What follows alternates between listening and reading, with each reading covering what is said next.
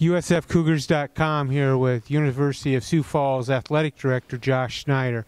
Josh, it's been 1,000 days since you've started as the athletic director at the University of Sioux Falls. So tell us how that first 1,000 days have gone for you.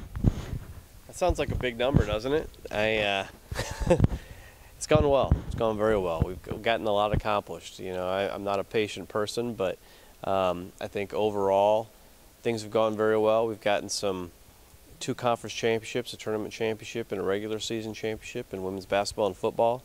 Gotten 2 straight President's Excellence Awards for having an ASR rate of over 90%. We're one of, I think, 25 schools in the country to accomplish that in Division II.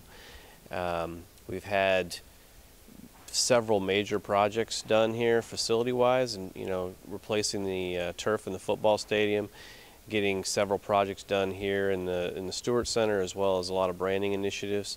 And I feel pretty pleased. Still a lot to be done, but we're doing well. What is the most significant thing that you think that has been accomplished, or has there been, as you have mentioned, just a bunch of them? Is there anything that stands out to you overall?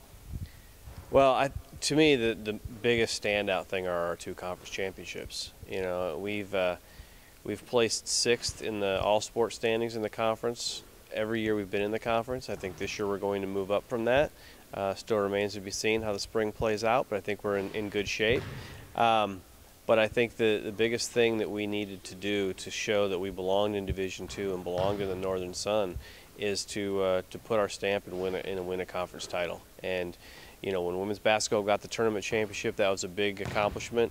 And when football this fall got the regular season championship, that was a huge accomplishment. And I think that would probably be the number one thing to me. One of the themes that have happened at the University of Sioux Falls over that time has been growth. Can you talk about growth and the importance of that to the university? Yeah, I think you hit the nail on the head there. Private school, we're a smaller school, we're enrollment driven. We rely on students to really keep this, this institution going the right direction. We don't have state money flowing in. We've got to rely on our enrollment, and athletics is a monster part of that at a school like this. And so when we have, now about 40%, actually more than 40% of the student body are student athletes, that's very important. And when we started here, when I started here 1,000 days ago, we had 324 or 325 student athletes that first fall, and this year we were at 399, and next year I think we'll be over 400. So that's a huge accomplishment. It's a 10% university growth just in athletics alone, so that speaks volumes. And finally, what is it that you want to see happen over the next 1,000 days? That's a great question. We still have a few things we need to do. I want to continue to move up in the all-sport standings. I think the top 3 or 4 is a reasonable goal and something we can accomplish.